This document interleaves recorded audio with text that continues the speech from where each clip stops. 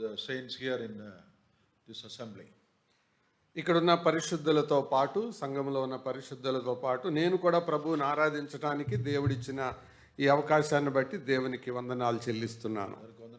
అందరికీ వందనాలు. It's a joy to see you all here to sit so systematically and worship the Lord. ఒక క్రమమైన పద్ధతిలో కూర్చొని మీరు ఆరాధించే విధానం చూసినప్పుడు నాకు కూడా సంతోషమైంది. దేవునికి స్తోత్రం. I thank the Lord for this opportunity and also thank the assembly for inviting me to be part of the ministry here. ఇక్కడ పరిచర్యలో పాలుభాగస్తునే ఉండడానికి సంఘం నాకు ఇచ్చిన ఆహ్వానాన్ని బట్టి సంఘానికి కూడా కృతజ్ఞతలు.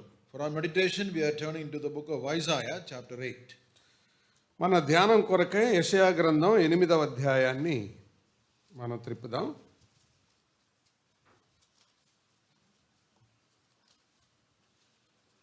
Isaiah chapter 8, we'll read from verse number 11 down to verse 18. యెషయా గ్రంథం 8వ అధ్యాయం 11వ వచనం నుండి 18వ వచనం వరకు చదువుదాం. సహోదరులొకరు చదవండి. ఈ జనుల మార్గమున నడవకూడదని యెహోవా బహుబలముగా నాతో చెప్పి ఉన్నాడు. నన్ను గద్దించి ఈ మాట సెలవిచ్చెను. ఈ ప్రజల బందుకట్టు అని చెప్పినదంతయు బందుకట్టు అనుకొనకుడి. వారు భయపడు దానికి భయపడకుడి. దాని వలన దిగులు పడకుడి. సైన్యములకు అధిపతియగు యెహోవాయే పరిశుద్ధుడనుకొనుడి. మీరు భయపడవలసిన వాడు ఆయనే. ఆయన కోసమే దిగులు పడవలెను. అప్పుడు ఆయన మీకు పరిశుద్ధ స్థలముగా ఉండును. అయితే ఆయన ఇశ్రాయేలు యొక్క 2 కుటుంబములకు తగులు రాయిగాను అభయంతరము కలిగించు బండగాను ఉండును. యెరూషలేము నివాసులకు బోనుగాను చిక్కువలగాను ఉండును. అనేకులు వాటికి తగిలి తొట్టిల్లుచు పడి కాళ్ళు చేతులు విరిగి చిక్కుబడి పట్టబడుదురు.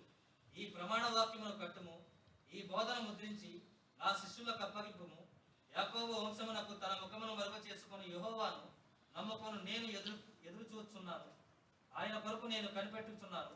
ఇదిగో నేనును యెహోవా నాకిచ్చిన పిల్లలను సీయోను కొండ మీద నివసించు సైన్యములకు అధిపతి యెహోవా వలని సూచనలను గాను మాక్ కార్యములు గాను ఇశ్రాయేలు మధ్య ఉన్నాము. May the Lord bless the reading and the meditation of His word to our hearts. ప్రభు చదవబడిన లేఖన భాగాన్ని మన హృదయాలలో దీవించబడినట్లు అనుగ్రహించునుగాక. Shall we have a brief word of prayer? క్లుప్త ప్రార్థన చేద్దామా? Father, we thank you for enabling us to gather this morning and to remember your Son, our Lord Jesus Christ, and worship Thee in spirit and truth. ప్రభువా, మీ యొక్క కుమారుడైన యేసుక్రీస్తు వారిని మీ జ్ఞాపకం చేసుకొని ఆత్మతో సత్యముతో ఆయన్ను ఆరాధించడానికి మీరు ఇచ్చిన కృప కొరకై స్తోత్రములు. Thank you for the great salvation that you gave us so freely. మీరు మాకు ఉచితంగా అనుగ్రహించిన గొప్ప రక్షణను బట్టి స్తోత్రములు. We thank you that we are able to remember your Son who went all the way to the cross and purchased that salvation for us. మా కొరకై కలువరి శిలువ మార్గాన్ని ప్రయాణించి శిలువను మోసి రక్షణ మాకు అనుగ్రహించడానికి ఆయన చెల్లించిన వెలను బట్టి మీకు స్తోత్రాలు చెల్లిస్తున్నాం. We thank you for the read portion of your word this morning and pray that you bless it to our hearts. ఈ ఉదయకాలం మేము చదువుకున్న వాక్య భాగాన్ని బట్టి స్తోత్రములు మా హృదయాలకు దీవెనకరంగా అనుగ్రహించండి. Edify our hearts and glorify your name. మా జీవితాలకు క్షేమాభివృద్ధిని మీ నామానికి మహిమను కలిగించండి. In Christ's precious name we pray. యేసుక్రీస్తు నామమున వేడుకుంటున్నాము తండ్రి. Amen. Amen. By way of introduction, want to say a few words which are about the book of Isaiah. I'm sure you are familiar with that. మీరు యెషయా గ్రంథాన్ని గురించి ఎరిగి ఉంటారు. అయినా నేను కొంచెం పరిచయ వాక్కులు చెబుతాను. Major prophet is the title given to Isaiah. Major prophet. యెషయాని పెద్ద ప్రవక్త అని అంటుంటారు. That we know. అది మనకు తెలుసు. He is also a messianic prophet. ఆయన మెస్సయాను గురించి ప్రవచించిన ప్రవక్త. Not only major prophet but messianic prophet. ఆయన పెద్ద ప్రవక్త మాత్రమే కాదు, మెస్సయాను గురించి ఎక్కువగా ప్రవచించిన ప్రవక్త. Isaiah 53 is well known to us about the Lord Jesus Christ and his sufferings. యెషయా 53 యేసుక్రీస్తు యొక్క శ్రమలు దాని గురించి మనం ఎరుగుదాం. It has got 66 chapters, so it is called a miniature Bible. 66 అధ్యాయాలు కలిగిన ఈ గ్రంథాన్ని చిన్న బైబిల్ అని అంటారు. Because we have 66 books in our Bible, so This is having 66 chapters, so they would say it's a mini Bible, miniature Bible. బైబిల్లో 66 గ్రంథాలు ఉన్నాయి. 66 గ్రంథాలు ఉన్నట్టుగా యెషయా గ్రంథంలో 66 అధ్యాయాలు ఉన్నాయి. అందుకే దీన్ని మినీ బైబిల్ అంటారు. And Isaiah was living in a time when people were not really ready for accepting his ministry. ఆయన పరిచర్యను అంగీకరించని దినాలలో యెషయా జీవించాడు. God had to give him a very special message. దేవుడు తనకు ప్రత్యేకమైన సందేశాన్ని ఇచ్చాడు. That is what we are read in from verse 11 of chapter 8. 8వ అధ్యాయం 11వ వచనంలో మనం అదే చదివాం. We read in verse 11, the Lord spoke to me. యెహోవా నాతో చెప్పి ఉన్నాడు అని చదువుతున్నాం. It's a personal message. ఇది వ్యక్తిగతమైన సందేశం. This morning we can sit prayerfully and say, Lord, you speak to me. ఉదయకాలం కూడా ప్రార్థనా పూర్వకంగా మీరు కూర్చొని దేవా నాతో మాట్లాడండి అని అడగండి. The Lord is a person. God is a God who speaks to people individually or personally. దేవుడు మనుషులతో వ్యక్తిగతంగా మాట్లాడే దేవుడు. That is how we relate to God also personally. అందుకనే దేవునితో మనం వ్యక్తిగతమైన సంబంధాన్ని కలిగి ఉంటాం. You remember David said in Psalm 23, the Lord is my shepherd. అందుకే 23వ కీర్తనలో యెహోవా నా కాపరి అన్నాడు. You read about Thomas who said, my Lord and my God, my. తోమా నా ప్రభువా నా దేవా అని అన్నాడు. It is a very personal relationship. అది వ్యక్తిగతమైన సంబంధం. Our God is known as the God of Abraham, the God of Isaac, the God of Jacob. ఆయన తన పరిచయం చేసుకునేటప్పుడు ఇలాగన్నాడు, అబ్రహాము దేవుడను, ఇస్సాకు దేవుడను, యాకోబు దేవుడను. So this morning let us pray, Lord, you speak to me. ప్రభువా ఈ ఉదయకాలం నాతో మాట్లాడు అని అడగండి ప్రభుని. Sometimes our problem is when we hear a message, if you get a point and you think, oh, this point was good for that sister, but she didn't come today. కొన్నిసార్లు వాక్యం వినేటప్పుడు మనం ఇలా అనుకునే అవకాశం ఉంది, అబ్బా ఈ పాయింట్ ఆ సిస్టర్ గురించి చెప్పారు కానీ ఆ సిస్టర్ ఈరోజు రాలేదు అని. So we are trying to apply it to somebody else. వాక్యం వినేటప్పుడు మనం మరొకరికో అది అన్వయించబడాలని కోరుకుంటాం. See, Isaiah is a major prophet. యెషయా పెద్ద ప్రవక్త. Before he is prophesying to others, the Lord is speaking to him. అతడు ఇతరులకు తన ప్రవచనాన్ని చెప్పబోయే ముందు దేవుడు తనతో మాట్లాడుతున్నాడు. And in my English Bible it says he instructed me or he taught me.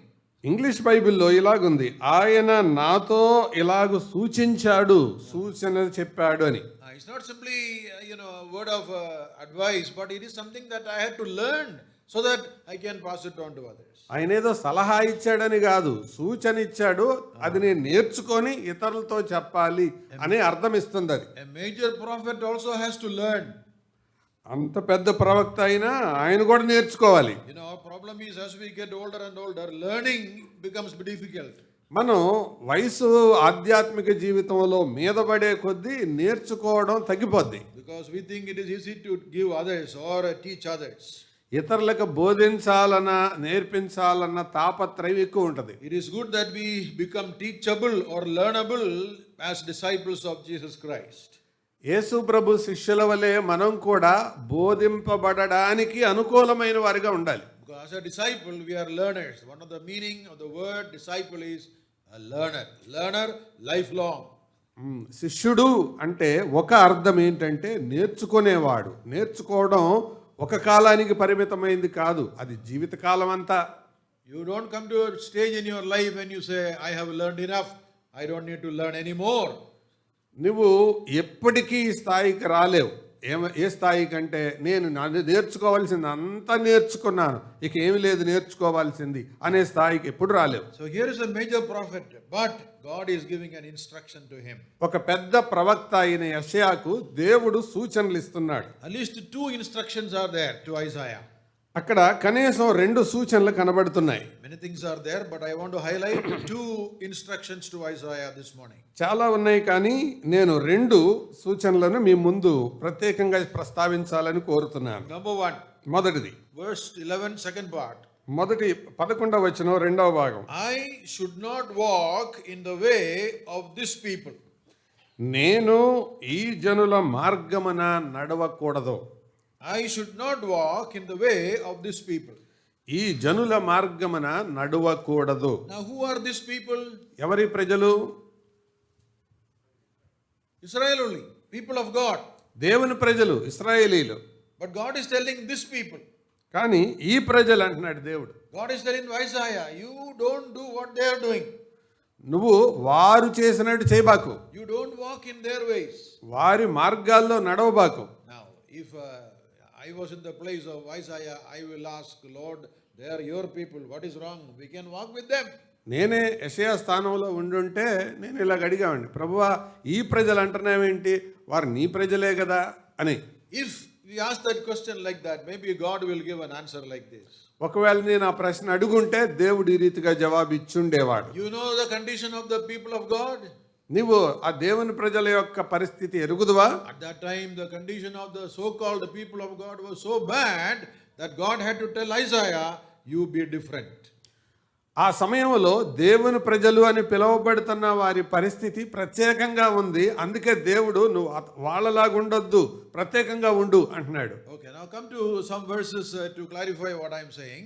నేను చెప్పేది మీకు మరింత స్పష్టంగా అర్థం కావడానికి మరికొన్ని వచనాలు చూపించనివ్వండి. Please come to Isaiah chapter 1. మొదటి అధ్యాయానికి రండి. Look at the condition of the people. Why did God say to Isaiah, don't walk in the way of this people? మొదటి అధ్యాయంలో మనకు తెలుస్తుంది ఎందుకని యెషయా తన ప్రజల మార్గంలో నడవద్దు అంటున్నాడు. Chapter 1 verse 2, it says, I have nourished and brought up children, they rebelled against me. మొదటి అధ్యాయం 2వ వచనంలో ఇలా రాయబడింది, నేను పిల్లలను పెంచి పెద్దవారిగా చేసి వారు నా మీద తిరుగబడి ఉన్నారు. Who are they? ఎవరు వాళ్ళు? Children of Israel.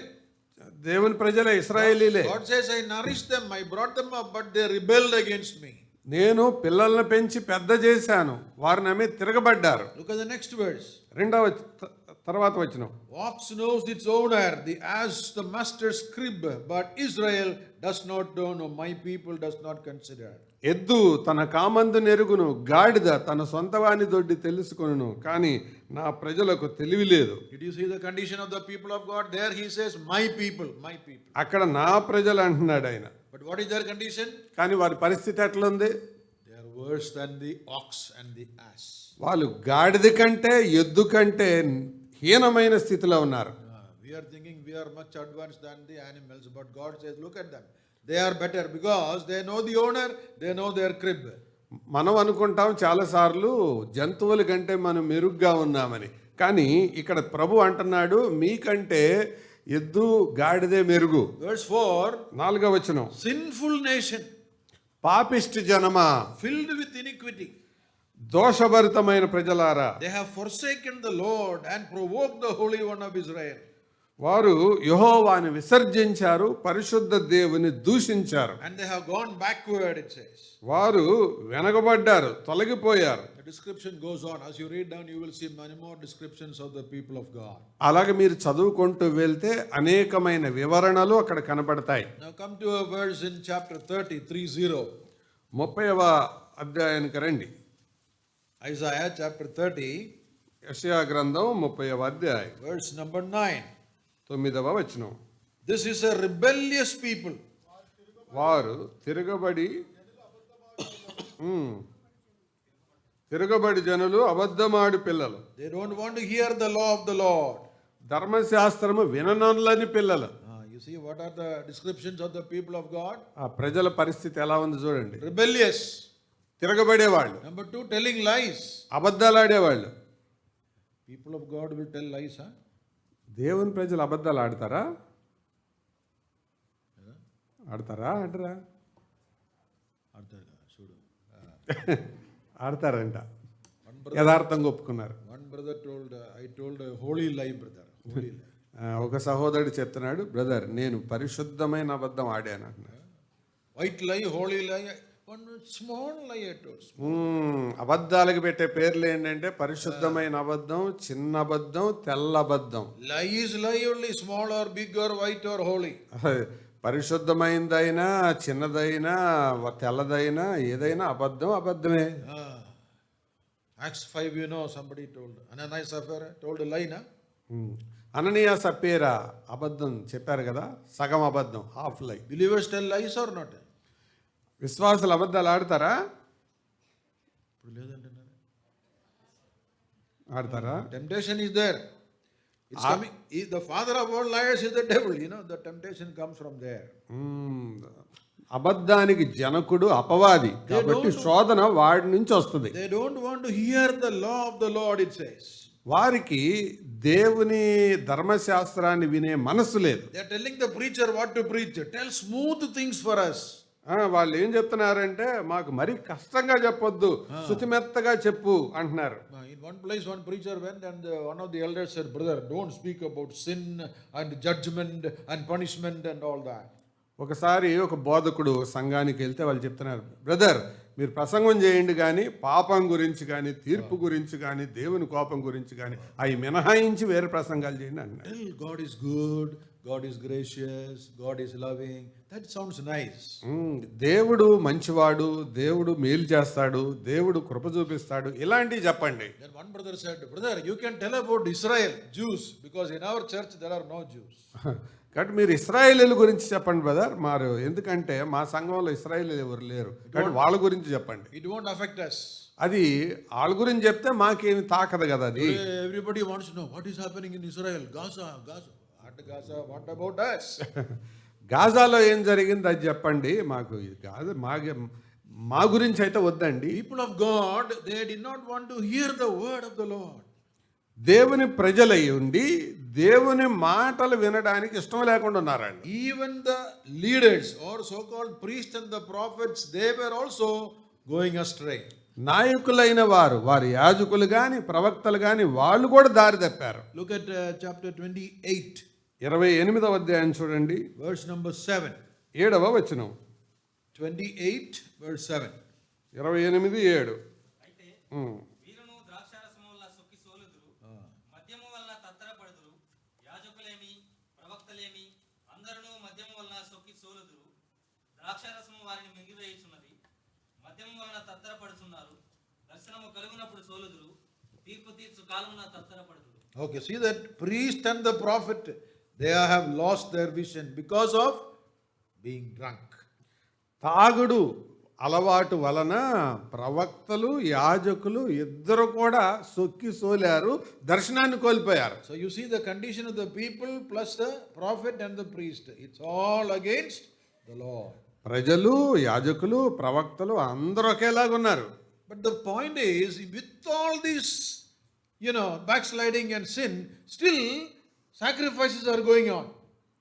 విచిత్రమైన సంగతి ఏంటంటే ఇలాంటి వెనకబడిన స్థితిలో వాళ్ళు ఉండి కూడా బలులు మాత్రం ఆపలేదండి. Meetings are going on.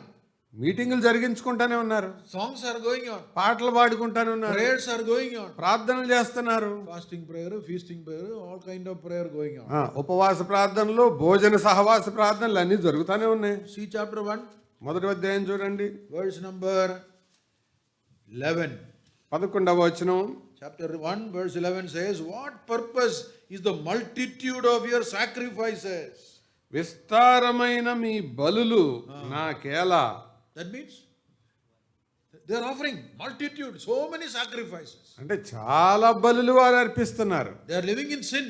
పాపంలోనే ఉన్నారు. They మళ్ళీ don't want to hear the word of God. వాక్యం వినే మనస్సు చెవులు వారికి లేవు. Rebellious people, తిరుగుబడే ప్రజలు, telling lies. అబద్ధాలు ఆడుతున్నారు, But still sacrifices are going on. కానీ బలులు ఇస్తున్నారు. గమనించండి, Look at verse 15. 15వ వచనం. Second part. "Yes, when you make many prayers, I will not hear." మీరు బహుగా ప్రార్థన చేసినను నేను వినను అంటున్నాడు ఆయన. Whole night prayer, long prayers, all this is going on. సంపూర్ణ రాత్రి ప్రార్థన, దీర్ఘకాల ప్రార్థన, బోల్డ్ రకాల ప్రార్థనలు, అయినా నేను విన్ను. What a tragedy this is. ఎంత విచారకరం అండి ఇది. This can happen to us. ఇది మనకు కూడా జరగచ్చు. With the sin harbored in our heart or in our thoughts, still we can be involved in spiritual or religious activities. పాపం గుండెల్లో గూడు కట్టుకుపోయి ఉన్నప్పటికీ కూడా ఆధ్యాత్మిక సంబంధమైన అలవాట్లలో ఆచారాలలో మునిగి తేలొచ్చు. Look at chapter 29 verse 13. 29వ అధ్యాయం 13వ వచనానికి రండి. Isaiah 29 verse 13. 23:13. ఈ ప్రజలు నోటి మాటతో నా యొద్దకు వచ్చుచున్నారు, పెదవులతో నన్ను గణపరుచుచున్నారు గాని తమ హృదయం నాకు దూరం చేసుకొని ఉన్నారు. Look at the observation made by God about their spiritual activities. వారి ఆధ్యాత్మిక కార్యక్రమాల గురించి దేవుని యొక్క గమనం చూడండి. What is it? Only lip service. Only కేవలం పెదాలతో మాత్రమే సేవిస్తున్నారు, No life service. జీవితంతో లేదు. Their hands are far away, heart is far away, only lips are moving. అవి హృదయాలు దూరంగా ఉన్నాయి, పెదాలు సమీపంగా ఉన్నాయి. This can happen to us ఇది మనకు కూడా జరగవచ్చు. while praying, ప్రార్థించేటప్పుడు, while singing, పాడేటప్పుడు, while listening. వినేటప్పుడు Our thoughts can wander. మన ఆలోచనలు ఇక్కడక్కడ తిరగొచ్చు. Yes or no? అవునా కాదా? Now you are all looking here. మీరందరు ఇక్కడ చూస్తున్నారు present. But suppose some mind when he will finish, when కొందరు మనసులో ఇలా అనుకుంటారు, ఎప్పుడు ముగిస్తాడేనా? ఇంటికి పోవాలి, we have to create, make us lunch. Is it not? Some thoughts you have to buy on the way, some fruits, something like that. Thoughts can wander. కొంతమంది మనుషులు ఇక్కడే ఉంటారు, ఇంటికి వెళ్ళి వంట చేసేవాళ్ళు కొందరు, దారిలో సరుకులు కొనేవాళ్ళు కొందరు ఇక్కడ కూర్చొనే. While singing also, పాట పాడేటప్పుడు కూడా many times many words we sing we don't mean. చాలా సార్లు చాలా పదాలు పాడతాం, కానీ Lips are మనకు అర్థం తెలియదు. Lips are moving. పెదాలు కదులుతున్నాయి. You understand what I am saying? చెప్పేది అర్థమవుతుందా? లేదా? In English one song is there. ఇంగ్లీష్లో ఒక పాట ఉంది. I surrender all. నీకు యేసు స్వామి, నీకు నేను నా సమస్తమిత్తును. సమస్త ఏమి చేయాలి? Nothing you surrender. ఏమి అప్పగించకుండా నా సమస్తం అని సాగదీసి పాడతారు. I surrender all, we are telling with the lips only. పెదాలతోనే నా సమస్తం అని పెదాలతో పాడుతున్నారు. That is why Billy Graham told, believers are telling maximum lies when they sing songs only. అందుకే బిల్లీ గ్రహం గారు అన్నారు, విశ్వాసులు పాటలు పాడేటప్పుడే ఎక్కువ అబద్ధాలు ఆడతారంట. You told no before we are not telling lies, but during singing time we are telling lies. అబద్ధాలు ఆడలేదని ఇందాక చెప్పారు కదా, కానీ పాటలు పాడే టైంలో చాలా మంది ఆడతారు అబద్ధాలు. Okay, lip service was the problem. God says your heart is far away. హృదయం దూరంగా ఉంది, పెదాలతో మాత్రమే భక్తి చేయడానికి అలవాటు పడ్డారు వాళ్ళు. So you see now, why did God tell Isaiah, you don't walk in their ways? ఇప్పుడు అర్థమైందా, నువ్వు వారు నడిచినట్టు నడవద్దు అని ఎందుకు అంటున్నాడు? Why he is telling like that? ఎందుకు అలా చెప్తున్నాడు? Because his own, that is the people of God themselves are living in sin. దేవుని ప్రజలను చెప్పుకునే వాళ్ళు ఇంకా పాపంలోనే జీవిస్తున్నారు. They have religious activities. వారికి మతపరమైన కార్యక్రమాలు ఉన్నాయి, Lip service. పెదాలతో సేవ చేస్తున్నారు, No heart service. కానీ హృదయాలతో బ్రతుకులతో లేదు. Even their leaders have gone astray. వారి నాయకులు కూడా దారి తప్పారు. Isaiah should not say, Lord, all are doing like that, so I am also doing like that. యెషయా ఇలా చెప్పొచ్చు, దేవా అందరూ అలా చేస్తున్నారు కాబట్టి నేను కూడా అలాగే చేస్తున్నానని. Today many are making that kind of excuse. చాలా మంది ఈ రోజుల్లో అటువంటి సాకే చెబుతారు. Why you are doing like that? ఎందుకు అలా చేశావు అని అడిగితే, అందరూ చేస్తున్నారు. All are doing like that, I am also doing. అందరూ అలా చేస్తున్నారు కాబట్టి నేను కూడా చేస్తున్నాను. Why this kind of style you are having? ఎందుకు ఇటువంటి విధానం మనకు అలవడింది? That is the standard. Even elders, children also doing like that, brother. పెద్దల పిల్లలు కూడా అలాగే చేస్తున్నారండి. Other standard is not my standard. అది ఇతరుల యొక్క ప్రమాణం నా ప్రమాణం కాదు. We are not here to follow the crowd and do what others are doing. జన సమూహం ఏం చేస్తుందో అది చేసే టైప్ కాదు మనం. Isaiah cannot argue to God and say, Lord, they are your people, they are also like this, so I am also like that. వాళ్ళు నీ ప్రజలు ప్రభువా, వాళ్ళు అలా చేస్తున్నారు, నేను కూడా అలాగలాగా చేస్తాను అని దేవునితో యెషయా వాదించలేడు కూడదు. We are called to a life of separation, not only from the world, even from those things which are unholy within the church. మనము ప్రత్యేకమైన జీవితం కొరకు పిలువబడ్డాం. లోకము నుంచి ప్రత్యేకించబడడం మాత్రమే కాదు, అపవిత్రులైన వారు సంఘములో కూడా ఉంటారు, వారికి కూడా ప్రత్యేకంగా బ్రతకాలి. You understand what I am saying? చెప్పేది అర్థమవుతుందా? See, there is a possibility to say an excuse. Others are all doing, brother. Others are giving bribe, I am also giving bribe. వేరే వాళ్ళు లంచం తీసుకున్నా నేను లంచం తీసుకుంటున్నాను. Others are doing like that, I am also. In the church, this can happen. సంఘములో జరిగే అవకాశం ఉంది. Don't be carried away by what others are doing. You need to check, is it according to the word of God? ఇతరుల గురించి వాళ్ళ మీద సాకు చెప్పి ముందుకు సాగటానికి తీర్మానించుకోవద్దు, వాక్యంతో సరి చూసుకో. Now this message was given as an instruction and it is given as a command to Isaiah. యెషయాకు ఈ సందేశం ఒక సూచనగాను ఒక ఆజ్ఞగాను ఇవ్వబడింది. Because if you read that verse carefully, 8:11, God is telling to Isaiah, not as a request, please don't walk in this way, but don't walk in the way. It's a command. యెషయాకు దేవుడు బతిమలాడి చెబుతున్నట్లేదా మాట, అది ఆజ్ఞ, అలా నడవద్దు. So instruction number 1 is, don't walk in the way of these people. ఈ ప్రజలు నడిచిన మార్గాన నువ్వు నడవద్దు. We were seeing why God made that instruction. ఎందుకని దేవుడు ఆ సూచన ఇచ్చాడు. Here is a second instruction. రెండవ సూచన, Look at verse 13. 13వ వచనం. 8:13. Sanctify the Lord of hosts himself. Let him be your fear. మీరు భయపడవలసిన వాడు ఆయనే. Very important instruction to Isaiah. యెషయాకు మరొక గొప్ప సూచనది, What is that? హెచ్చరిక. ఏంటది? Be a God fearing person, not a man fearing person. నువ్వు దేవునికి భయపడేవాడిగా ఉండు, మనుషులకు భయపడేవాడు కాదు. We are living in the times when people are having less and less fear of God. మనం ఏ తరంలో బ్రతుకుతున్నామంటే దేవుని భయాన్ని కోల్పోతున్న తరంలో బ్రతుకుతున్నాం. God had to tell Isaiah, you see, if you don't walk in their ways, they might isolate you, they might keep you aside. So because of that fear, you might still walk in their ways. ఒకవేళ నువ్వు వాళ్ళ మార్గంలో నడవట్లేదని నిన్ను ఒంటరిగా చేసేసి నిన్ను ఒంటరైపోతావేమోనని నువ్వు భయపడతావేమో. నువ్వు వాళ్ళకి కాదు భయపడాల్సింది, నాకు భయపడు. So we can ask a question to ourselves, why do I do what I do? Is it because I fear people or I fear God? ఎవరికి వాళ్ళు ఈ ప్రశ్న వేసుకోవాలి. నేను ఏం చేయాలో అది చేయడానికి కారణం ప్రజలను బట్టా, దేవుని బట్టా? Today I came for worship because of fear of people or because I fear God? ఆరాధన కొరకు ఈరోజు ఉదయం వచ్చావు, దేవుని భయంతో వచ్చావా, మనుషుల భయంతో వచ్చావా? You think for yourself, don't answer. You think for yourself. మీరు మనసులో జవాబు చెప్పుకోండి. Sometimes we are thinking, if I don't go there, if I don't go, what he will think, what she will say. నువ్వు వెళ్ళకపోతే ఆవిడ ఏమనుకుంటుందో, ఆయన ఏమనుకుంటాడు. ఏం చెప్తారు? Something. So we are more people conscious than God conscious. మనము దైవ స్పృహ కంటే ప్రజల స్పృహ ఎక్కువ కలిగి ఉంటాం. God is telling Isaiah, God should be the one whom you fear. నువ్వు దేవునికి భయపడవలయ్యా యెషయా. That is the key to live a separated life.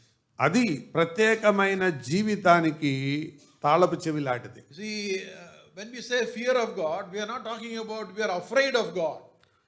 దైవ భయము అని చెప్పినప్పుడు దేవుడు భయంకరుడని ఆయనకు భయపడి పారిపోయే భయం కాదు అది. We know that in the Old Testament, God is great and terrible and powerful, mighty. So they have some kind of fear. పాత నిబంధనలో దేవుడు గొప్పవాడు, భయంకరుడు, ఆయన భీకర కార్యాలు చేసేవాడు, ఇలాంటి పదాలు విన్నప్పుడు మనకి భయం కలుగుతుంది. Where fear started first?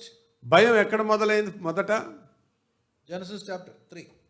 Adikandam 3లో When he disobeyed, Adam disobeyed God. దేవునికి ఆదాము అవిధేయత చూపినప్పుడు What did he do? ఏం చేశాడు? He ran and hid himself. అతడు భయపడి దాక్కున్నాడు. Is it not? And God called, Adam, where are you? ఆదామా ఎక్కడున్నావు? And Adam is telling, I heard your voice and I was afraid. దేవా, నీ స్వరము విని భయపడ్డాను అని చెప్తున్నాడు. Adam was an innocent fellow. ఆదాము అమాయకుడు. Why? ఎందుకు? He was hiding.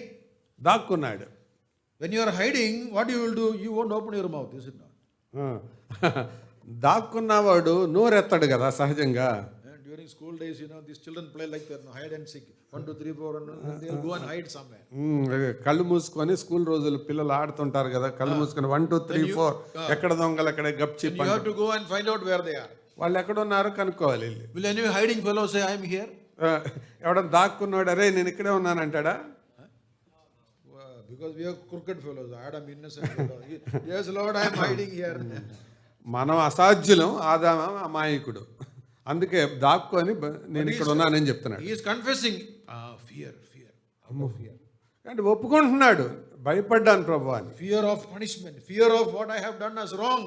ఏం చేశానో తప్పు, దాని పర్యవసానం శిక్ష దానికి తెలుసు. But today we are thinking about God as a father, loving father. దేవుణ్ణి ప్రేమ కలిగిన దేవునిగా మాత్రమే మనం అనేక సార్లు చూస్తున్నాం. We know that he is not a terrible God or a tyrant God, but he is a loving father. ఆయన కేవలం భయంకరుడైన భీకరమైన దేవుడు మాత్రమే కాదు, ప్రేమ కలిగిన దేవుడు కూడా. So if that is true, then we have a fear out of love. కాబట్టి అది వాస్తవం అయితే మనకు భయం అనేది ఆ ప్రేమలో నుండి పుట్టాలి. It is called a reverential fear. దానినే గౌరవపూరితమైన భయం అంటారు. If you look at the Hebrews 12, you have that verse there in verse 28. Hebrew పత్రిక 12:28 There the writer says we should have grace whereby we may serve God acceptably with reverence and godly fear. అక్కడ రాయబడిన మాట ఏంటంటే, అట్టి కృప కలిగిన వారమై వినయ భయభక్తులతో దేవునికి ప్రీతికరమైన సేవ చేయుదము. Reverential fear. గౌరవపూర్వకమైన భయం. Yes, I fear God not out of terror but out of love for him. ఏదో దేవుని యొక్క భయంకరత్వాన్ని బట్టి భయపడడం కాదు, ఆయన కృపను బట్టి, ఆయన ప్రేమను బట్టి భయపడడం నేర్చుకోవాలి. All right. So when I fear him, I don't want to displease him with my life. నేను ఆయనకు భయపడిన మాటే నిజమైతే నా జీవితం ద్వారా ఆయనకు దుఃఖాన్ని బాధను కలుగజేయను. I will obey what he says. ఆయన ఏం చెప్పాడో అది నేను చేస్తాను. And here Isaiah is told, you don't walk in the ways of the people. నువ్వు నా ప్రజల మార్గంలో నడవద్దు అని చెప్తున్నాడు కదా యెషయాతో. What is the secret to obey that command? ఆ ఆజ్ఞకు లోబడడానికి రహస్యం ఏంటి? Fear of God. దేవుని భయమే. If there is no fear of God, we will not obey what he says. దేవుని భయం లేనివాడు దేవునికి లోబడలేడు. Come to Ecclesiastes. ప్రసంగి గ్రంథం రండి ఒకసారి. Chapter 12. 12వ అధ్యాయం. These are the words of the wise man Solomon. జ్ఞాని అయిన సొలొమోను మాటలు. See what he says in verse 13. 13వ వచనం. 12:13 Ecclesiastes. ప్రసంగి 12:13. ఇదంతయు వినిన తరువాత తేలిన ఫలితార్థం ఇదే, దేవుని యందు భయభక్తులు కలిగి ఉండి ఆయన కట్టడలను అనుసరించి నడుచుకుండవలెను. మానవ కోటికి ఇదే విధి. You see, if you fear God, what we will do? దేవునికి భయపడితే మనం ఏం చేస్తాం? Obey what he says. ఆయన చెప్పేదానికి లోబడతాం.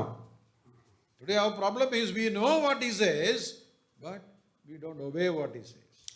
ఆయన ఏం చెప్పాడో మనకు తెలుసు, కానీ చెప్పిన దానికి మనం లోబడం. Obedience is a big problem because we think our knowledge is enough. చాలాసార్లు మనం అనుకుంటాం మనకు తెలిసిన జ్ఞానం సరిపోద్ది, విధేయత అవసరం లేదు అని. God is telling Isaiah, you don't walk in their ways. నువ్వు ఆ ప్రజల మార్గంలో నడవద్దు అని యెషయాతో దేవుడు స్పష్టంగా చెప్పాడు. If you are people fearing, then you will walk with them. నువ్వు ప్రజలకు భయపడేవాడివైతే వారి మార్గాల్లో నడుస్తావు. But if you are God fearing, then you will obey what I have said. నువ్వు దేవునికి భయపడేవాడివైతే నేనేం చెప్పానో దాని ప్రకారం నడుస్తావు. You know the story of Abraham very well. Abraham చరిత్ర మనకు తెలుసు కదా. God told him to offer his son on the altar. బలిపీఠం మీద తన ఒకడే ఒక కుమారుడిని అర్పించమని దేవుడు చెప్పాడు. In Genesis 22 we have that story. ఆదికాండం 22లో ఆ వృత్తాంతం ఉంది. He took his son and the servants and went for 3 days. 3 దినాల ప్రయాణం చేసి తన సేవకులతో కుమారునితో గాడితో బయలుదేరాడు. And reached Mount Moriah.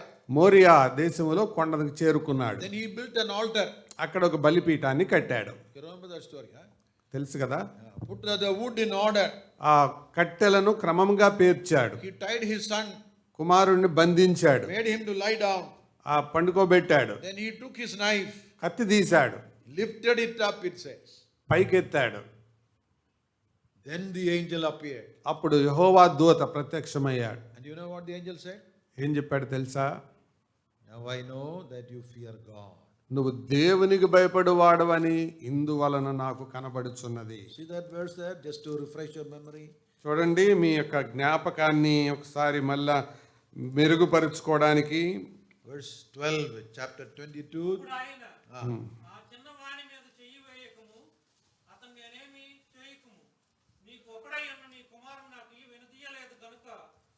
దేవునికి భయపడవాడు అని ఇందువల్ల కనపడుతున్నది. So what prompted or what motivated Abraham to obey that command to offer his son? తను దేవునికి లోబడడానికి తనకు ప్రేరకంగా పనికొచ్చింది ఏంటి? Fear of God. దేవుని భయం. Suppose somebody is asking on the way, Abraham, where you are going? అబ్రహమా ఎక్కడికి వెళ్తున్నావు అని దారిలో ఎవరైనా అబ్రహాంని అడిగితే He may say, God told me to offer my son. ఆ దేవుడు నా కొడుకుని బలిగా అర్పించమన్నాడు. He did not tell him, but he said God will provide. నాకు చెప్పలేదు కానీ నేనైతే అనుకుంటున్నాను దేవుడు తప్పకుండా ఇస్తాడు, మరి చూసుకుంటాడు. I have to obey him because I fear God. నేను దేవునికి భయపడేవాడిని. నేను 3 days travel, angel did not appear. 3 రోజుల ప్రయాణం, దూత కనపడలా. After making the altar, angel did not come. బలిపీఠం గట్టకు కూడా కనపడలా. After putting the firewood also, angel did not come. అది ఆ కట్టెలు పేర్చాక కూడా కనపడలా. After making him to lie down also, angel did not come. బంధించి పడుకోబెట్టాక కూడా దేవదూత కనపడలా. He took a knife, then also he didn't come. కత్తి తీసినప్పుడు కూడా ఇంకా కనపడలా. He lifted it up, then the angel is come. ఆ పైకి ఎత్తినప్పుడు దేవుని దూత కనపడ్డాడు. How long it will take for the knife to come down? పైకి ఎత్తినప్పుడు ఎత్తిన కత్తి ఆ బిడ్డ మీద పడడానికి ఎంతసేపు పడుతుంది చెప్పండి? So fraction of a second. Suppose the angel was caught in traffic jam and came late. ఒకవేళ దేవదూత ట్రాఫిక్ జామ్లో పడి ఆలస్యంగా వచ్చుంటే Finish. అయిపోయేది. See the perfect timing of God. కాబట్టి దేవునికి సంపూర్ణమైన పరిపూర్ణమైన సమయం ఉంది. He didn't come before, he didn't come after also. ముందుగా రాలేదు, తర్వాత రాలేదు. And God says, I know, you fear God, that's why you are obeying my command. అంటే దేవునికి భయపడే వాళ్లకు దేవుని యొక్క ప్రమేయం ఆ రీతిగా ఉంటుంది. So what will motivate us to obey what his word says? దేవుని వాక్యం ఏం చెబుతుందో దానికి లోబడడానికి మనల్ని ప్రోత్సహించేది ఏంటి? It is the fear of God. దేవుని భయం. Number 2, what will motivate us to live a separated life? ఆ ప్రత్యేకమైన జీవితాన్ని జీవించటానికి మనల్ని పురుకొల్పే రెండవది ఏంటి? That is also fear of God. అది కూడా దేవుని భయమే. Obey his word and live a separated life. It has to be controlled or motivated by the fear of God. దేవునికి ఆ మాటకు విధేయత చూపి ప్రత్యేకంగా బ్రతకడానికి దేవుని భయము ప్రేరణగా ఉండాలి. Come to a verse in the book of Nehemiah, please. Nehemiah గ్రంథానికి రండి. To show that he was also a God-fearing man but living differently. అతడు దేవుని భయం కలిగిన వాడు ఓ ప్రత్యేకమైన పద్ధతిలో జీవిస్తున్నాడు. Nehemiah chapter 5 and verse number 15. 5వ అధ్యాయము 15వ వచనం. అయితే నాకు ముందుగా ఉండిన అధికారులు జనుల యొద్ద నుండి ఆహారమును ద్రాక్షారసమును 40 తిరుమల వెండిని తీసుకొని వచ్చిరి. వారి పనివారు సహా జనుల మీద భారం మోపుచూ వచ్చిరి. అయితే దేవుని భయము చేత నేను ఆలోచన చేయలేదు. Look at the last part of that verse. ఆఖరి భాగం చూడండి. I did not do as they did before me because I fear God.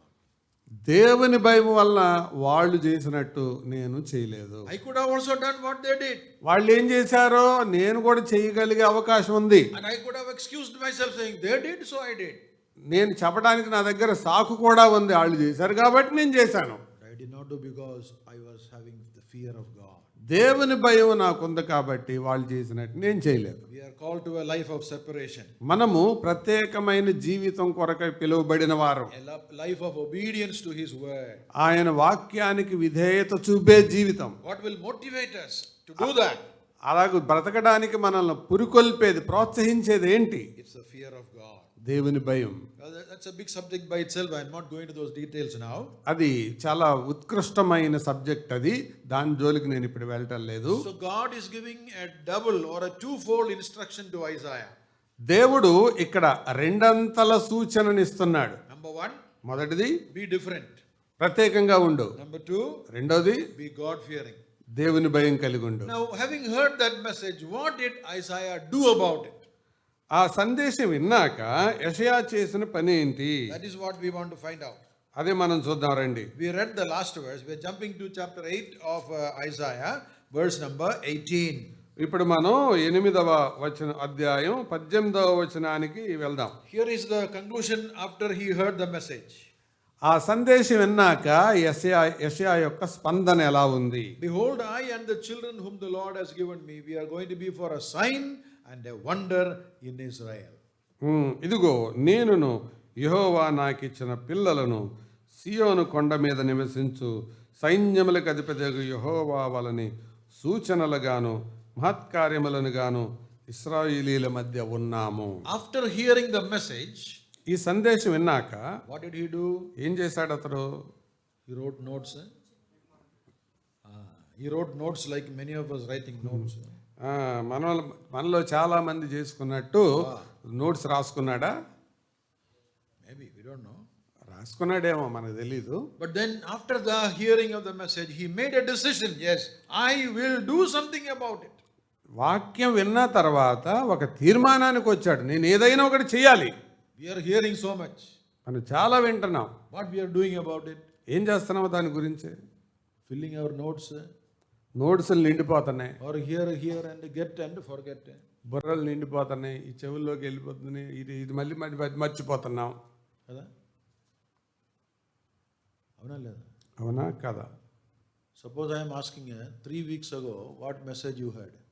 3 వారాల క్రితం ఏ మెసేజ్ విన్నారు అని అడిగితే 3 weeks ago, who preached, brother, actually? 3 వారాల క్రితం అసలు వాక్యం ఎవరు చెప్పారండి?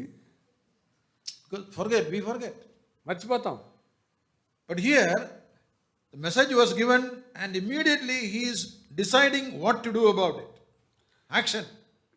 సందేశం వినగానే స్పందించడం నేర్చుకున్నాడు. నేను ఏం చేయాలి అనేది తన ప్రధానమైన ఉద్దేశం. That means he did not ignore the message. Or did not say, message was very good. Thank you very much. Close the book and go.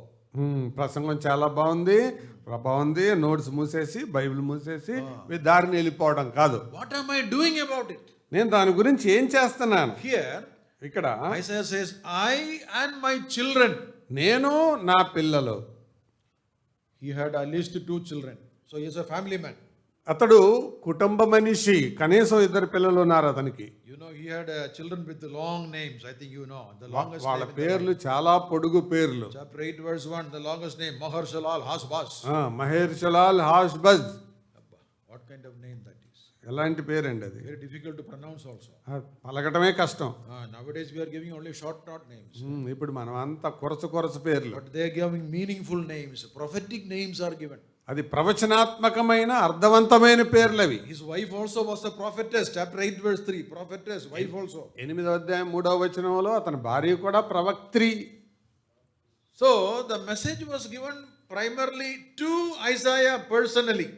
కాబట్టి వ్యక్తిగతంగా సందేశం యెషయాకి ఇవ్వబడింది. We read already, God spoke to me. దేవుడు నాతో మాట్లాడాడు. But now he is applying that message to his family also. అతడు ఈ సందేశాన్ని ఎవరికి అన్వయిస్తున్నాడు? తన కుటుంబానికి. I and my children. That means wife also should be there. Without wife, how children will come? నేను నా పిల్లలు అని అంటున్నాడంటే భార్య కూడా అందులో కలిసి ఉందని అర్థం. భార్య లేకుండా పిల్లలు రారు కదా. If some children are there like today's children, modern children. ఇప్పుడు ఆధునికమైన పిల్లలు లాంటి పిల్లలు అయి ఉంటే They will say, Daddy, God spoke to you only, na? You do please. Daddy, దేవుడు నీతో కదా మాట్లాడింది, నువ్వు చేసుకో. If he speak to us, we will take care. మాతో చెబితే మేం చేస్తాం.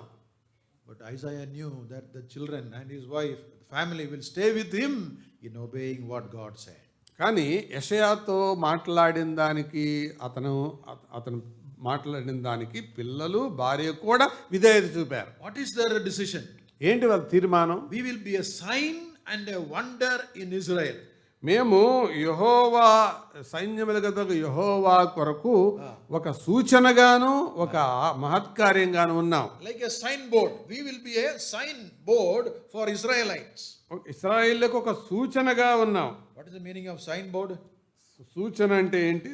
సూచన. When you go on the road, signboards are there. Road మీద నడిచేటప్పుడు కొన్ని బోర్డులు కనబడుతుంటాయి అక్కడ. Nowadays you have GPS, but olden days, all signboards will help us to find out the direction or the duration or where to go.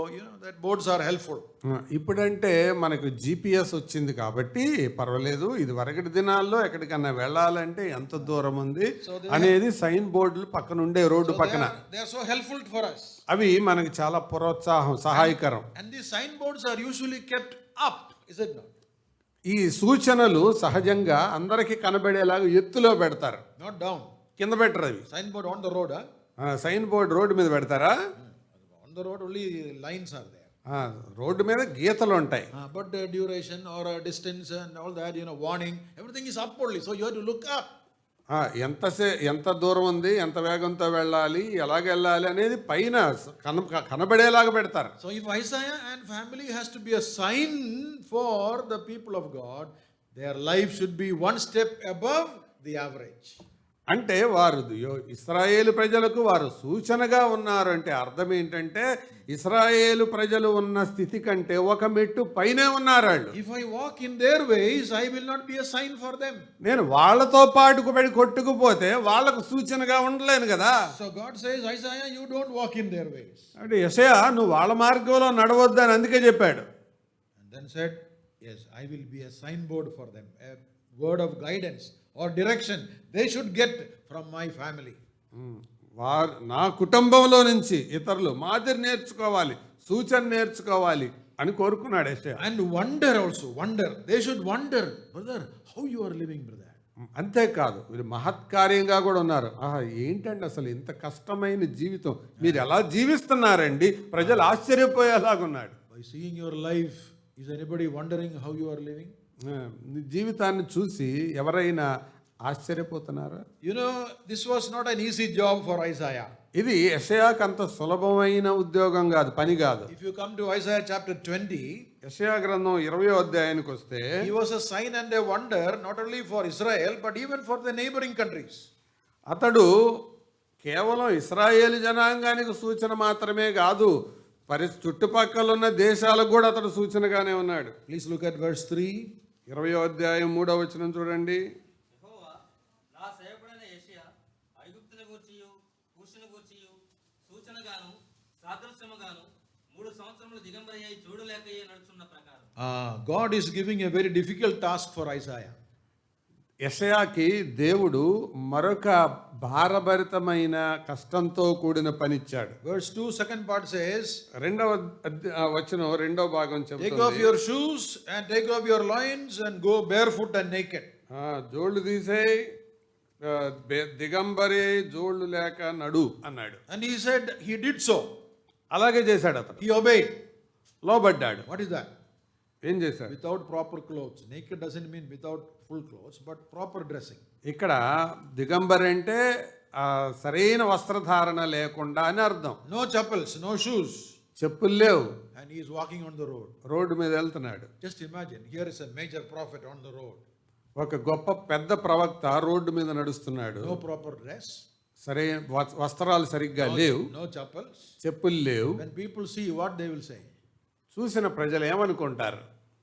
Something wrong with this fellow. ఈయన బుర్ర ఏదో చెడిపోయింది, ఖరాబ్ అయింది. He says he's a major prophet. I think he's a mad prophet. మనం ఇప్పటిదాకా ఈయన major profit అనుకున్నాం కానీ, పెద్ద ప్రవక్త అనుకున్నాం కానీ నేను పిచ్చి ప్రవక్త అను. If somebody asking, why are you doing this? ఎందుకు ఇచ్చేస్తున్నావు యెషయా అని అడిగితే, God told me, so I am doing this. దేవుడు చెప్పాడు నేను చేస్తున్నాను. For how many days? ఎన్ని రోజులు? 3 years. 3 సంవత్సరాలు. Will we do like that? For us, one day without chapel on the road is difficult. ఒక్కరోజు చెప్పులు లేకుండా నడవడం కష్టం. But he obeyed. లోబడ్డాడు. Thus he became a sign and a wonder even for Egypt and Ethiopia also. ఐగుప్తుకు ఇథియోపియాకు కూడా సూచనగా మారాడు అతడు. So people would have laughed at him. They would have mocked him and said, is this how a prophet should live? ఎగతాళి చేసుంటారు, విమర్శించుంటారు, అయినప్పటికీ కూడా అతడు సూచనగానే ఉన్నాడు. In fact, according to Jewish tradition, they say the people of God themselves killed him. People of God, Israel killed Isaiah. చరిత్రను బట్టి చూస్తే ఇశ్రాయేల్ ప్రజలే యెషయాను చంపేశారు. They put him in a big log of wood and sawn him asunder, it says. యెషయాని ఒక పెద్ద మొద్దులో పెట్టి పైనుంచి కిందకి రంపంతో నిలువున కోశారు. what a cost he had to pay to be a sign and a wonder. ఒక మహత్కార్యంగా సూచనగా ఉండడానికి అతడు చెల్లించిన వెల ఎంత గొప్పదో. If you live different from others, you will be isolated, you will be mocked and laughed at. నువ్వు ప్రత్యేకంగా జీవిస్తే వాళ్ళందరూ నిన్ను విలువేసినట్టు ఉంటారు, ఎగతాళి చేస్తారు. If you do what everybody does, they will encourage and clap their hands. నువ్వు వాళ్ళతో కలిసిపోతే వాళ్ళు నిన్ను ప్రోత్సహిస్తారు, నీకు చప్పట్లు కూడా కొడతారు. No wonder Jesus said, you want to be my disciple? Take up your cross and follow me. అందుకే యేసు ప్రభు చెప్పాడు, నీవు నా శిష్యుడవై ఉండగోరితే సిలువనెత్తుకో, నా వెంబడిరా. Daily take up your cross. Luke 9:23. లూకాసు వార్త 9:23లో ప్రతి దినము సిలువనెత్తుకొని. ఉందా? ఆదివారం అని ఉందా? What is your cross? ఏంటది సిలువేంటి? Take up your cross daily means what? Take up some golden cross and carry. అంటే బంగారపు సిలువ వేసుకొని నడవమని దాని అర్థం. Some are having golden cross, I think. కొంతమందికి బంగారపు సిలువలు ఉంటే మెళ్ళలో. Some people, Catholics on Good Friday, they carry a wooden cross and go. Wooden cross. కొంతమంది గుడ్ ఫ్రైడే అప్పుడు చెక్క సిలువ మోసుకుంటూ వెళ్తుంటారు వీధుల్లో. If you ask them why Jesus told brother, carry cross brother. వాళ్ళని అడిగితే ఏమంటారంటే, యేసు ప్రభువు చెప్పాడండి సిలువ మోయమని అని. What is the cross? ఏంటా సిలువ? What is your cross? నీ సిలువ ఏంటి? One brother, married fellow, he said, brother, this is my cross, my wife's brother. ఒక పెళ్ళైన ఆయన చెప్తున్నాడు భార్యను చూపించి, ఈవిడే నా సిలువ అండి అని. Then she told, uncle, you don't know, this is a big cross. ఆవిడ అంటుంది, అంకుల్ మీకు తెలియదు అసలు సంగతి, ఆయన అసలు పెద్ద సిలువ అని. Then these two parents told, God gave us 3 crosses. అప్పుడు వీళ్ళ నాన్న చెప్తున్నాడు, అయ్యా మాకు మొత్తం 3 సిలువలు ఉన్నాయని. 3 children God gave. మూడు వాళ్ళకి ఇచ్చిన 3 పిల్లలు 3 సిలువలు. Then the children told, no, these old Buddha Buddhi crosses, how to bear them, I don't know. ఈ పెద్ద పెద్ద సిలువలన్నీ మేము ఎక్కడి నుంచి మోస్తామని పిల్లలు అంటారు. In those days, if a person is carrying a cross, ఆ రోజుల్లో ఎవరైనా సిలువ మోస్తుంటే that means he is caught as a criminal. అతడు నేరస్తుడు అయి ఉంటాడు అనేది తెలిసిన సంగతి. And he is punished. అతడు శిక్షించబడతాడు. Till now he looked like a gentleman, good man. అప్పటి వరకు అతడు సాధారణమైన మనిషిగా హుందాగా కనపడ్డాడు. Now people are saying, this fellow, they will laugh at him. అతను చూసి ఎగతాళి చేస్తారు. He has to be mocked and then go to the place of execution. అతన్ని ఎగతాళి చేసి ఆ సిలువ వేసే స్థలానికి తీసుకొని వెళ్తారు. After carrying the cross till the last destiny, what they will do?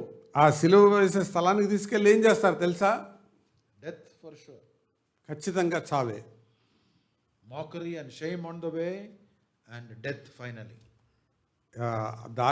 దారి పొడవునా ఎగతాళి చేయడం, చివరికి చంపేయడం. That is the cost of being a real disciple of Jesus Christ. యేసు ప్రభువుకు నిజమైన శిష్యుడిగా ఉండేవాళ్ళు చెల్లించాల్సిన మూల్యం అది.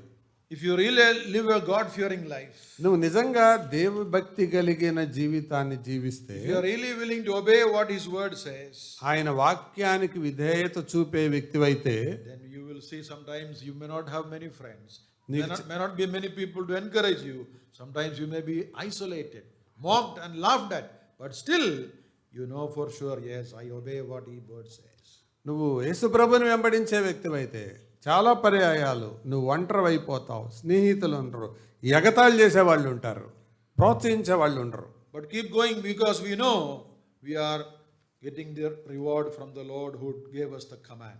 కానీ గుర్తుంచుకోవాల్సిన సంగతి ఏంటంటే, ఆజ్ఞ ఇచ్చిన ప్రభు ఒక దినాన తప్పకుండా ప్రతిఫలం ఇస్తాడు. Luke chapter 5 and verse number 5, we know that story well, where the Lord got into the boat of Peter and gave him a command. లూకాసు వార్త 5వ అధ్యాయం 5వ వచనంలో పేతురు దోణి ఎక్కినప్పుడు ప్రభు పేతురుకు ఒక ఆజ్ఞ ఇచ్చాడు. What is that? ఏంటది? Launch into the deep. నా దోణెను లోతుకు నడిపించు. Luke 5 verse 4. Launch into the deep, he said. It's a command. Launch into the deep. 5:4 అదొక ఆజ్ఞ. What did Peter say? పేతురు ఏమన్నాడు? Ratranda, whole night, we caught nothing. Night, nothing. రాత్రి అంతా ప్రయాసపడ్డా ఏం దొరకలేదు.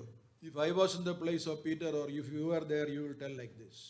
మీరు పేతురు స్థానంలో ఉన్నా నేనున్నా ఇలా చెప్పుండు. I am born and brought up in the Sea of Galilee. గలిలేలోనే పుట్టి పెరిగామయ్యా మేము. We are fishermen by birth. అసలు పుట్టుకతోనే మేము జాలర్లం. You only carpenter. నువ్వు కేవలం కార్పెంటర్వి. What the carpenter knows about fishing? అసలు చేపలు పట్టే వాళ్ళకి కార్పెంటర్ చెప్పే పాఠం ఏంటి? We could go on, reasoning like that. ఇలాంటి తర్కం మనం చేసిందో. But what Peter said? కానీ పేతురు ఏం చెప్పాడు? Because you said, at your word, I obey. కానీ నీవు చెప్పినట్టు వల వేస్తాం. It looks foolish. అది పిచ్చిలాగా It కనపడుతుంది. looks unreasonable. అది హేతుబద్ధంగా లేదు. Whole night we have done. రాత్రంతా ప్రయాసపడ్డాం, Got nothing. ఏం దొరకలేదు. Left, right, back, front, everything we have done. ముందు వెనక ఆ పక్క ఈ పక్క అంతా వేశాం. But because you said, కానీ నువ్వు చెప్పావు కాబట్టి how much value we give to what he has said in his word. ఆయన వాక్యములో ఏం చెప్పాడో దానికి లోబడడానికి మనం ఎంత మూల్యం చెల్లిస్తున్నాం. We may not be getting direct messages like Isaiah, directly God speaking to us. No. యెషయాలాగా దేవుడు నేరుగా వచ్చి ముఖాముఖిగా నీతో మాట్లాడకపోవచ్చు. How does God speak to us today? ఈ రోజుల్లో దేవుడు మనతో ఎలా మాట్లాడతాడు? He's here. ఆయన వాక్యం ద్వారా. When we read the word, when we hear the message, God is speaking to us. మన వాక్యాన్ని చదివేటప్పుడు, సందేశాన్ని వినేటప్పుడు How do we respond? దానికి మన స్పందన ఏంటి? We should be able to say, Lord, at your word I obey. ప్రభువా, నీ వాక్యానికి నేను స్పందిస్తున్నాను. Obedience is better than sacrifice. బలులు అర్పించుట కంటే మాట వినుట శ్రేష్టం. Sometimes, there are people who say, this was suitable for those days, in that circumstance, okay. In our modern generation, it is not very suitable. కొంతమంది ఇలా చెప్పే అవకాశం కూడా లేకపోలేదు. ఇది ఆ రోజుల్లో ఆ ప్రజలకు ఆ పరిస్థితులకు సరిపోతుందండి, కానీ ఇప్పటికి సరిపోదండి. We are in modern generation. మనం ఆధునిక తరంలో బతుకుతున్నాం. Whichever generation is, our heart is as bad as those days. అది తరం ఏదైనా హృదయం అన్ని తరాల్లో చెడిపోయిందే. The problems that they faced, like lip service, can even happen today also. అప్పుడు జరిగిన పెదాల సేవ ఇప్పుడు కూడా జరిగే అవకాశం ఉంది. It is possible to combine religious activities and still live in sin. ఇది మతపరమైన మందిరపరమైన ఆచారాల్లో తలమునకలైపోయినా కూడా పాపములో కొనసాగే అవకాశం ఉంది. How careful we should be in our spiritual life. మన ఆత్మీయ జీవితంలో ఎంత జాగ్రత్తగా ఉండాలి మనం. How careful we should be that we live a separated life. ప్రత్యేక జీవితం జీవించడం కొరకు ఎంత జాగ్రత్త తీసుకోవాలి. Not only from here, but even from the world outside. ఇక్కడ మాత్రమే కాదు, బయటికి వెళ్ళినప్పుడు లోకంలో కూడా. In Romans 12 verse 2, Paul says, don't be conformed to this world. రోమా 12:2లో చెప్పాడు, మీరు ఈ లోక మర్యాదను అనుసరింపక. Today so much of worldliness is creeping into the church. ఈ రోజుల్లో సంఘములోనికి లోకం చొచ్చుకొని వచ్చేస్తుంది. Worldliness and godliness cannot go together. లోకతత్వం దైవతత్వం రెండు కలిసి కొనసాగలేవు. In 2 Timothy 4, Paul says, Demas, he loved this present world and he went away from me. 2 Timothy 4లో పౌలు చెప్పాడు, దేమ ఇహలోకమును స్నేహించి నన్ను విడిచి వెళ్ళాడు. We need to live a life of separation. Paul says, we are called to a life of separation. పౌలు చెప్పాడు, మనం ప్రత్యేకమైన జీవితం కొరకు పిలువబడిన వారు. Therefore, this morning as we listen to the message of Isaiah, may it be speaking to each one of us individually and personally. యెషయాతో దేవుడు మాట్లాడిన ఈ సందేశం వ్యక్తిగతంగా కుటుంబపరంగా మనందరికీ అన్వయించబడేది. Let us be God-fearing people. మనము దేవునికి భయపడే వారిగా ఉందాం. Living a separated life. ప్రత్యేకమైన జీవితాన్ని జీవించే వారిగా ఉందాం. Don't be crowd followers.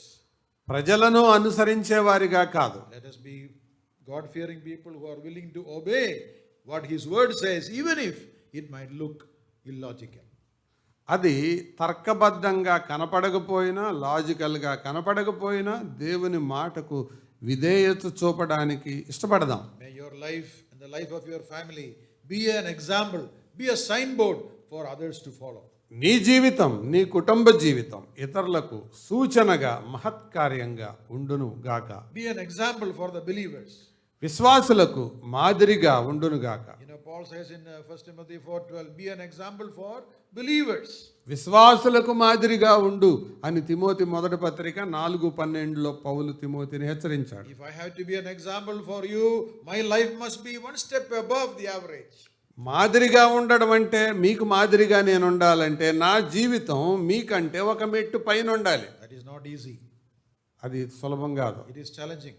అది సవాల్తో కూడింది. But then we need the grace of God for that. మనము దేవుని కృప దాని కొరకై పొందుకోవాలి. If I have to obey what His word says and be a sign and a wonder, I cannot do it in my own strength, only by the grace of God. కేవలం దేవుని కృప ద్వారా మాత్రమే సూచనగా మహత్కార్యంగా నేను ఉండగలను. May be able to rely upon the grace of God and live a life of obedience, separation, being a sign and a wonder. అట్టి లోబడే జీవితాన్ని, అట్టి విధేయతతో కూడిన ప్రత్యేకమైన జీవితాన్ని ఆయన కృప ద్వారా మనం పొందుకొందుము గాక. May the Lord bless these words for our hearts. మన హృదయాలకు, జీవితాలకు దేవుడు ఈ సందేశాన్ని, మాటలను దీవించి అనుగ్రహించును గాక. May His name alone be glorified. కేవలం ఆయన నామం మహిమపరచబడును గాక. వందనాలు. లేచి నిలబడదాం ముగింపు ప్రార్థనగా. ఇశ్రాయేలు జనాంగాన్ని ఉద్దేశించి రాయబడిన మాటలే కానీ మా తండ్రి, యుగాంతమందు మాకు బుద్ధి కలగడానికి ప్రభువా మీరు ఎన్నో చక్కని మాటలు, అంశాలు మీరు రాసినందుకు స్తోత్రం చెల్లిస్తున్నాం. ఆయా జనుల మార్గమున నువ్వు వెళ్ళకూడదని ప్రవక్తను హెచ్చరించినట్టుగా, గద్దించినట్టుగా నువ్వు దేవుని భయమును కలిగి జీవించాలని ప్రభువా మా తండ్రి ప్రవక్తను గద్దించగా, వాటికి లోబడి మా తండ్రి ఇదిగో నేను నా పిల్లలను నాయనా మా తండ్రి సూచనలుగా, యెహోవా వలన సూచనలుగా, మహత్కార్యములుగా ఉన్నారని ప్రభువా, యెషయా జీవితము ఒక సవాలుగా మా ప్రభువా మా ముందు ఉంచినందుకు స్తోత్రం చెల్లిస్తున్నాం. నిజమే మా తండ్రి, గొప్ప ప్రవక్త, పెద్ద ప్రవక్త అయినప్పటికీ నాయనా దిగంబరిగా మా తండ్రి వీధుల వెంట దేశాల మధ్య నడిచినట్టుగా చూస్తున్నాం ప్రభు. అయా నీ మాట కొరకు ఒక పిచ్చివాళ్లాగా అయిపోయాడు తండ్రి. నీ మాట కొరకు మా తండ్రి హతసాక్షిగా మారిపోయాడు. నీ మాట కొరకు మా తండ్రి నాయనా భార్యను బిడ్డలను వదిలిపెట్టి నాయనా ప్రజలను ప్రభు హెచ్చరించడానికి వెళ్ళినటువంటి ప్రవక్త నాయనా, అలాంటి వారిని ప్రభు నువ్వు జ్ఞాపకం చేసుకుంటున్నాం. అయ్యా మేము కూడా మా తండ్రి నీ సెలవునెత్తుకొని నాయనా నిన్ను వెంబడించేవారుగా ఉండాలని ప్రతి దినము లోకమునకు సిలువ వేయబడిన వారముగా, నాయనా మా ఆశలకు శరీరానికి సిలువ వేయబడిన వారముగా, నిన్ను మా తండ్రి మా ప్రభువా గణపరిచే వారముగా, నిన్ను మా తండ్రి మా ప్రభువా నాయనా మా తండ్రి హెచ్చించేవారుగా ఉండినట్టుగా కృప చూపించండి. నీవు మా యందు ఇష్టపడినట్టుగా ప్రభువా మాలో ఇలాంటి సూచనలు ప్రభువా మహత్కార్యములు జరిగించలాగున మాకు నీ కృపను దయచేయమని ప్రార్థన చేస్తున్నాం. వాక్యం అందించిన మీ దాసుని జ్ఞాపకం చేసుకోండి. మీ దాసుని ఎంతో ప్రయాసపడి ప్రభువా ఇంత దూరం వచ్చి ప్రభువా నాయనా నీ సేవ జరిగిస్తుండగా ఆ దాసుని మా ప్రభువా మీరు జ్ఞాపకం చేసుకోండి, ఎత్తిపట్టండి. కుమారుని విషయంలో ప్రభువా, కోడల విషయంలో అయా మీరు చూపినటువంటి మా తండ్రి ఆ గొప్ప నాయన కనికరాన్ని బట్టి స్తోత్రం చెల్లిస్తున్నాం. మీ జాలితో మా ప్రభువా ఇద్దరును జ్ఞాపకం చేసుకోండి ప్రభువా. మా తండ్రి మీ కృపతో మా ప్రభువా వారిని కనికరించమని ప్రార్థన చేస్తున్నాం. అలాగే మీ దాసుని కూడా రాకపోకల్లో మా ప్రభు ఆయన సేవలో నాయనా మా తండ్రి ఆయన ప్రయాణాల్లో అన్నిటిలో మీ సహాయాన్ని అందించమని ప్రార్థన చేస్తున్నాం. ఉదయకాలను మా ప్రభు ఇలాగున్న సంఘాన్ని, బిడ్డలను జ్ఞాపకం చేసుకోండి. ప్రతి ఒక్కరిని, ప్రతి కుటుంబాన్ని పేరు పేరున జ్ఞాపకం చేసుకోమని, మీరు చేసిన ప్రతి విధమైన మేలుకై, ఉపకారములకై ప్రభా ఏమిచ్చినా మా తండ్రి రుణస్థులమని, జీవిత మట్టుకు ప్రభా జీవితకాలం మట్టుకు నేను స్తుతించేవారుగా, గణపరిచేవారుగా, నీకు సూచనలుగా బ్రతికేవారుగా మమ్మల్ని మా తండ్రి నీ నాయనా మా తండ్రి నీ రూపంలోకి మార్చుకోమని, అయా మీకు మా ప్రభా విధేయులుగా బ్రతుకుటకు కృప చూపించమని యేసు ప్రభు పరిశుద్ధమైన ఉన్నతమైన నామముననే స్తోత్రం చెల్లించి స్తుతించి ప్రార్థించి అడిగి వేడుకుంటున్నాము తండ్రి. ఆమేన్. Now may the grace of our Lord Jesus Christ, the love of God our Heavenly Father, and the fellowship and communion of the Holy Spirit rest and abide with all of us now and forevermore. Amen. ఆమేన్. మంచిది. అందరికీ వందనాలు. మరొకసారి మనందరి తరపున సహోదరులకు కూడా వందనాలు తెలుస్తుంది. Thank you.